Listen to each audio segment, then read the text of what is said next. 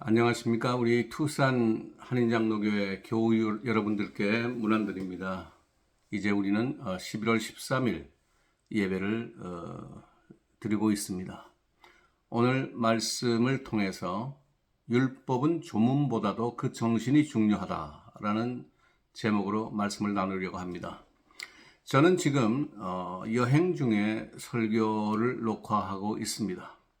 어떤 지역에서는 이 일을 하기가 좀 힘든 곳도 있고 어떤 지역에서는 가능한 곳도 있습니다. 그래서 이 기회가 될 때 가급적이면은 녹화를 해 놓으려고 애를 쓰고 있습니다. 지금은 제가 남해도에 와서 여러분들을 만나고 있습니다. 남해도는 한국에서 세 번째로 큰 섬이지요. 제주도와 거제도 다음에 남해도입니다. 경상남도와 전라남도 거의 그 접경 지역에 있는 큰 섬인데 이 섬에 와서 이틀 동안 있으면서 마침 이 호텔에서 녹화를 새벽에 하고 있습니다. 오늘은 창조절 11번째 주일입니다. 우리가 11월에 들어서기 직전에 엄청난 사고가 발생했죠. 이태원 골목에서 많은 인파가 몰려들었고 순간 무너진 질서로 인해서 참사가 나고 말았습니다. 한순간에 정말 그 삐거덕한 것이 엄청난 사고로 이어졌습니다. 우리 모두 이 사고와 또 희생된 사람들과 유족들에게 공감하고 안타까움 그리고 위로의 마음을 함께 나누면 좋겠습니다. 우리 모두 이 문제와 관련해서 정말 신중하고 또 언행도 좀 조심하면 좋겠다는 생각입니다. 10월이 지나고 11월이 되었습니다. 지난주 설교에서 말씀을 드렸듯이 11월 달은 네이티브 아메리칸 헤리티지 만스라고 이렇게 말씀을 드렸습니다. 원주민 유산의 달이죠. 그 의미는 우리가 이 원주민들과의 관계에서 우리가 입었던 은혜, 감사함을 우리가 마음에 기억해야 되겠다 그런 얘기입니다. 제가 원주민 선교사라서가 아니라 원주민들을 위한 기도를 잊지 말아야 할 때가 아닌가 그렇게 생각을 합니다. 우리보다 먼저 이 땅에 살아왔고 삶의 거의 대부분을 잃어버렸죠. 이 사람들은 슬픔과 고통 속에서 살아가고 있습니다. 그렇기 때문에 이들은 위로와 격려가 필요한 사람들입니다. 투싼 장로교회가 있는 지역에 가까이 있는 원주민들은 대체로 파파고 인디안이라고 부릅니다. 이 파파고 인디안이라고 하는 말은 사실은 우리 편의상 부르는 이름이고요. 원래 명칭은 토호노 어어덤입니다. 토호노 어어덤. 어어덤이라고 하는 것은 사람이란 뜻이에요. 그리고 토호노는 사막이란 뜻이고 그래서 사막에 사는 사람들이다 이런 뜻이죠. 이 말 속에서 풍겨오는 그 암시가 있는 것 같아요. 이 말은 뭡니까? 사막은 사망과 연결되는 의미가 있겠죠. 이 속에서도 이 사망의 어떤 그 사람이 살기가 힘든 그런 상황 속에서도 우리는 살아가고 있다. 뭐 이런 의미로 우리가 해석이 가능한 이름이 아닌가 그렇게 생각을 합니다. 하나님께서는 일꾼을 단련하실 때에 사막을 사용하셨습니다. 아브라함과 함께 사막의 길을 걸었고 출애굽 백성들이 사막을 40년간을 여행을 했습니다. 세례 요한이 그러했고 또 예수님께서도 공생애 시작하시기 직전에 세 가지 시험을 사막에서 받으셨습니다. 지금 현재 미국에 내 원주민 부족수는 574 부족이 있습니다. 연방정부에 등록된 부족수지요.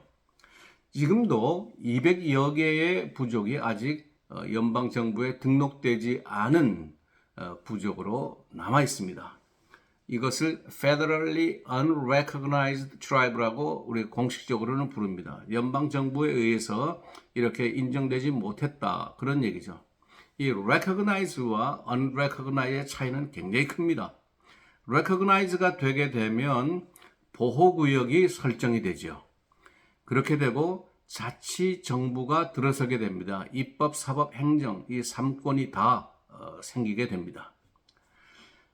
법 절차에 의한 조건이 갖추어지면 recognized tribe가 될 수가 있습니다. 이 법적인 조건 매우 중요하죠.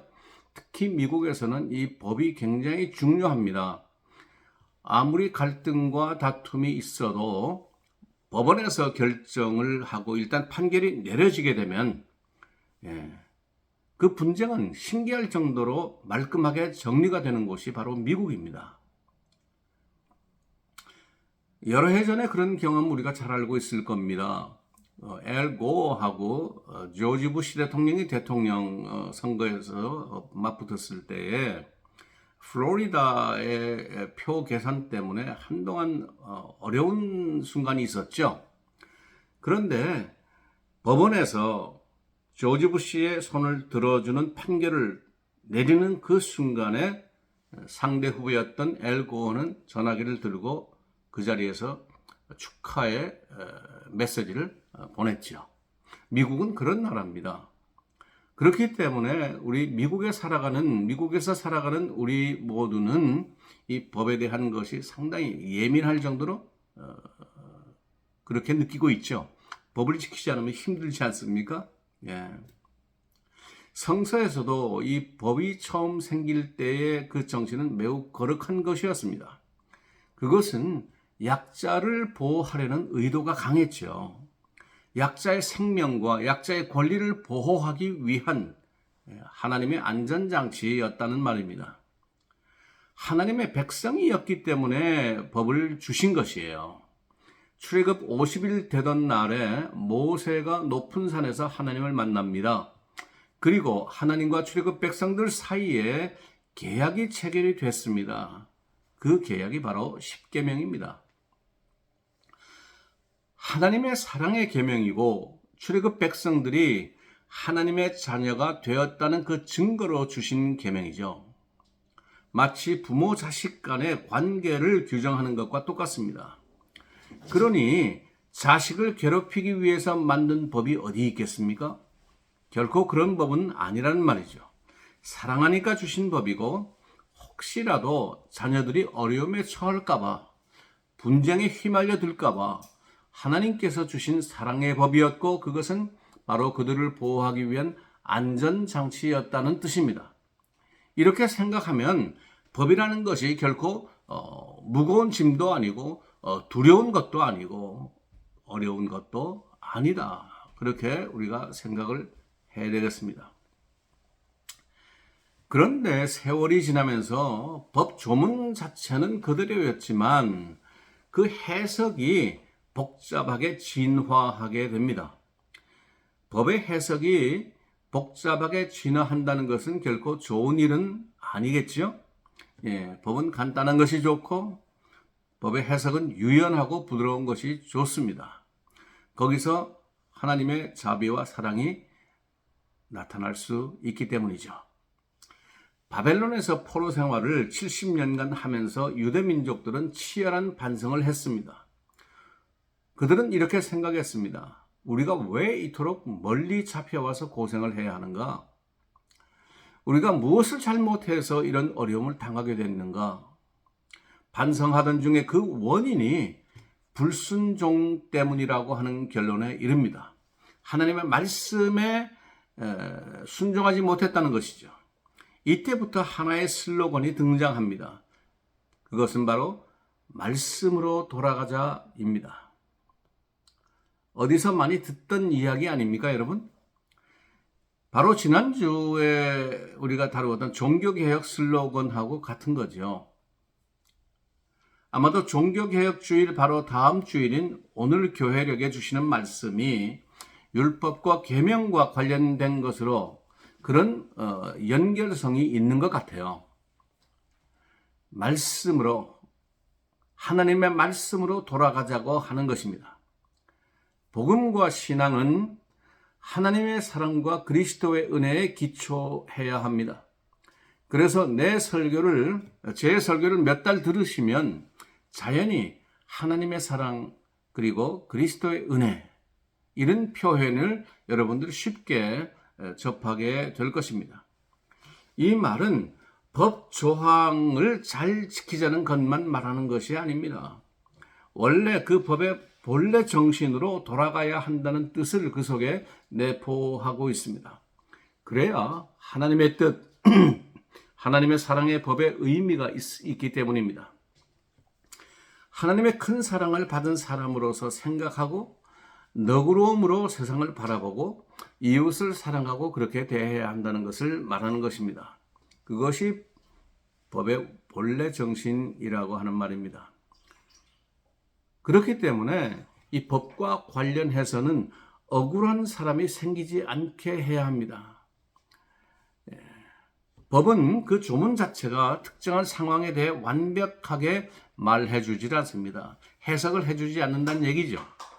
그렇기 때문에 법 조문, 하나님의 말씀, 이것에 대해서는 우리가 그것의 해석이 중요한 것입니다. 어떤 관점에서 보고 어떤 마음가짐으로 해석하는가, 그것이 더 중요하다는 얘기죠. 말씀에는 이런 법 해석과 관련해서 이런 말씀이 있습니다. 출애굽기 23장에는 너는 뇌물을 받지 말라. 뇌물은 밝은 자의 눈을 어둡게 하고 의로운 자의 말을 굽게 한다. 신명기 16장에는 이렇게 말합니다. 너는 재판을 굽게 하지 말며 사람을 외모로 보지 말며 또 뇌물을 받지 말라. 뇌물은 지혜자의 눈을 어둡게 하고 의인의 말을 굽게 하느니라. 잠언 17장에는 이렇게 나옵니다. 악인은 사람의 품에서 뇌물을 받고 재판을 굽게 하느니라. 사무엘상 8장은 이렇게 말합니다. 그의 아들들이 자기 아버지의 행위를 따르지 아니하고 이익을 따라 뇌물을 받고 판결을 굽게 하느니라. 공정성을 잃어버렸다는 것이죠. 정의에서 벗어났다는 것이죠. 법이 공정을 잃어버리게 되면 그 사회는 혼란에 빠집니다. 그래서 우리가 지금도 이 법과 관련해 가지고 미국도 그렇고 한국도 그렇고 전 세계가 법이 과연 평등하게 지켜지는가, 형평성 있게 다루어지고 있는가 하는 것은 굉장히 예민한 문제고 이것 때문에 사람들 사이에 갈등이 있습니다. 이런 말씀들이 무엇을 의미하는지를 여러분들이 잠시만 생각해 보아도 쉽게 알 수 있습니다. 우리말에 그런 말이 있죠. 팔이 안으로 굽는다 라는 말이 있습니다.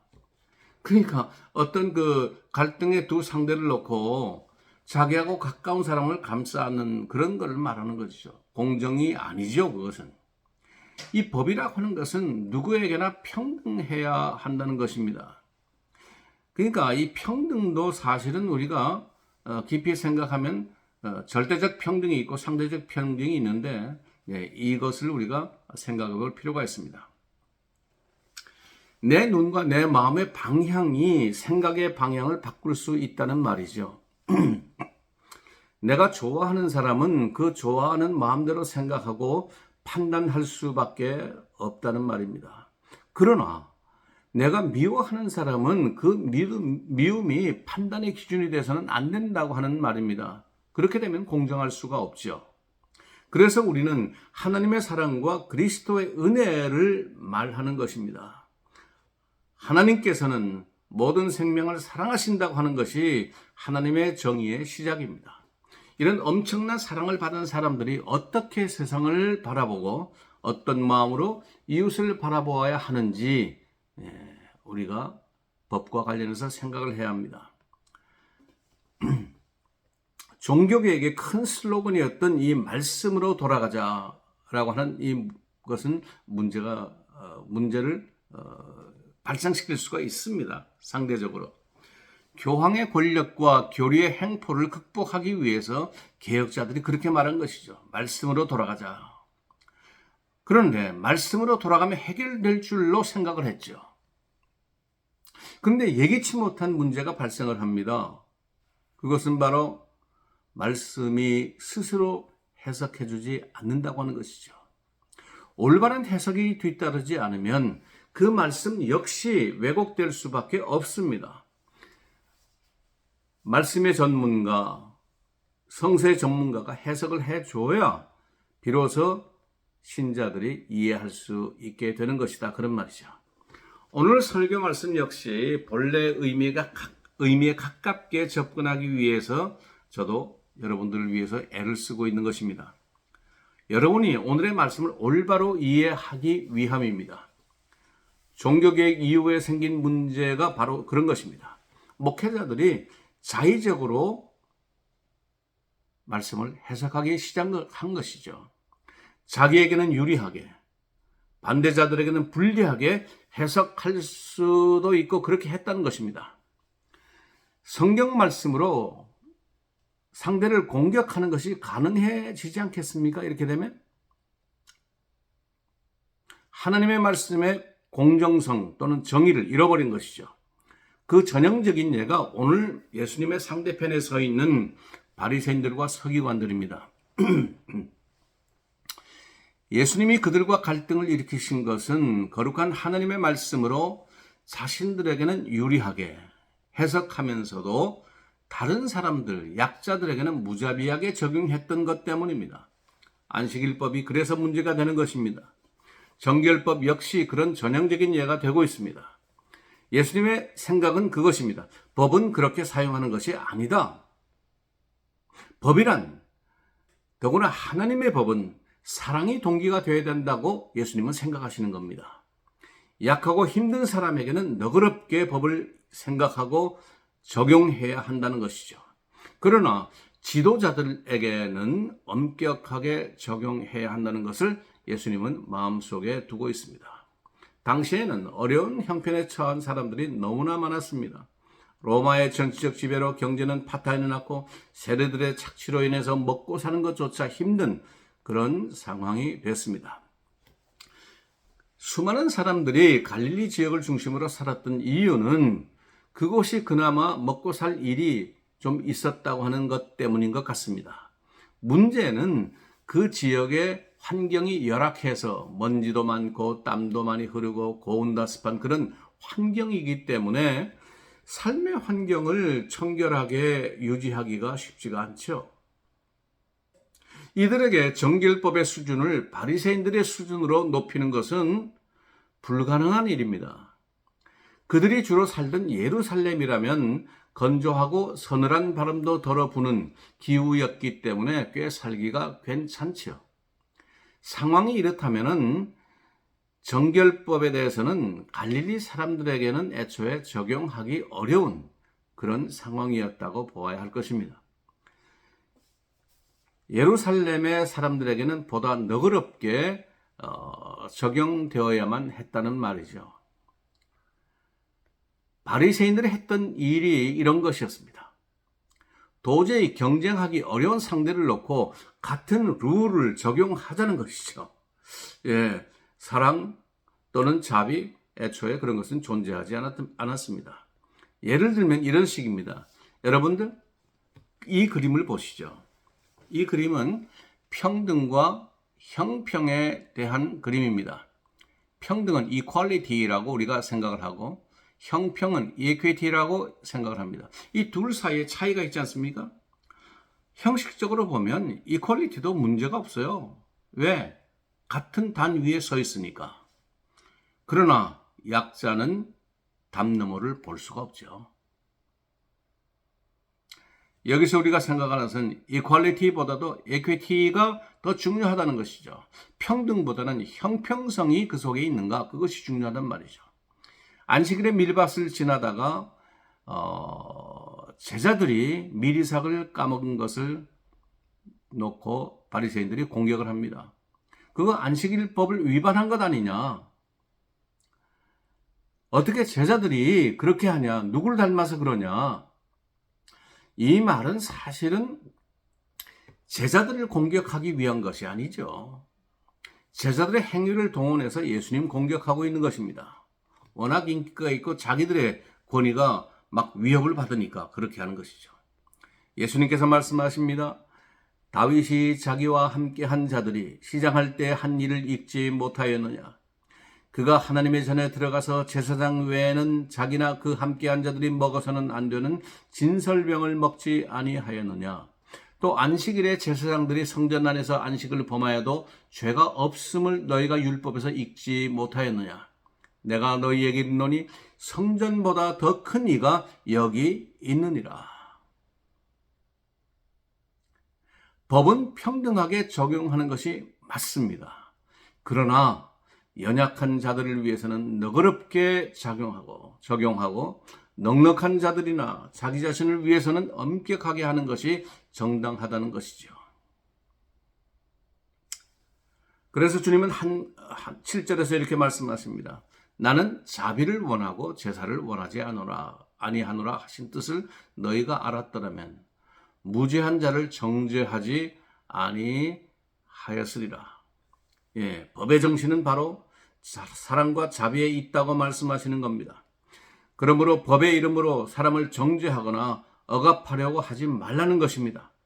법은 약자를 보호하는 것이 우선이라고 하는 것이 적어도 우리 하나님의 법에서는, 우리 신앙의 법에서는 그래야 한다는 것입니다.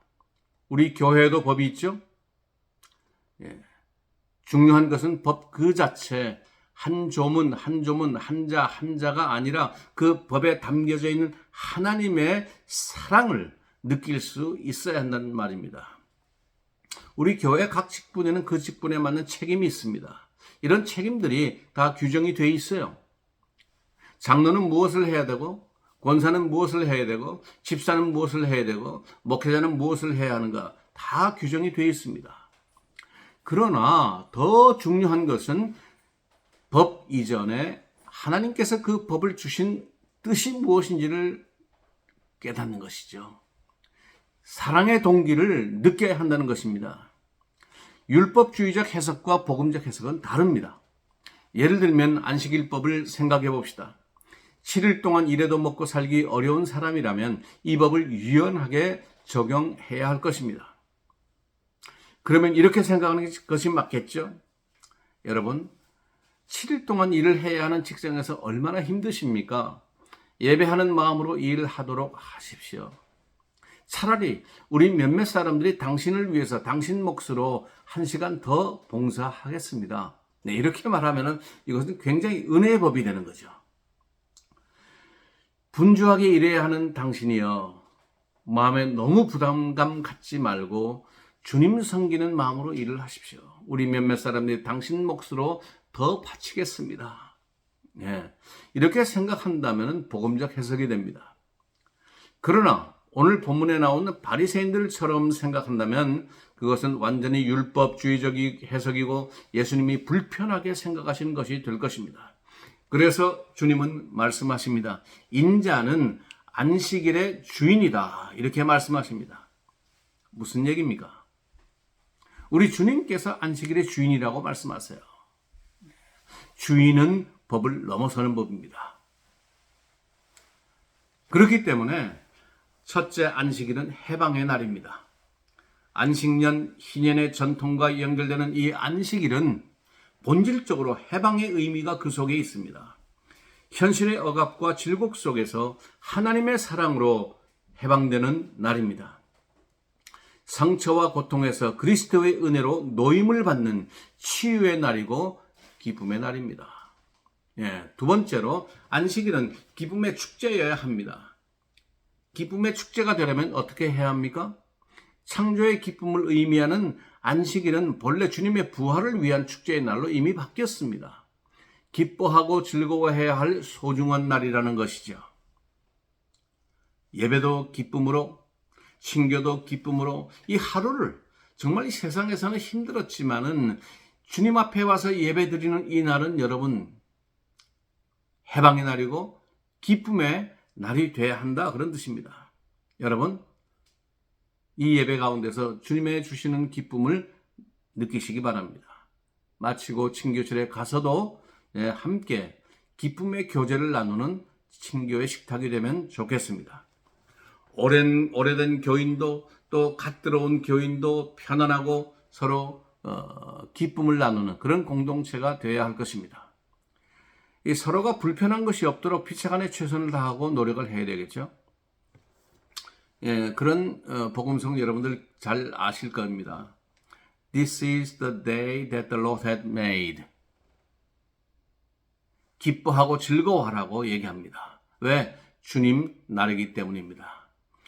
주님께서 우리에게 주시는 안식 때문입니다.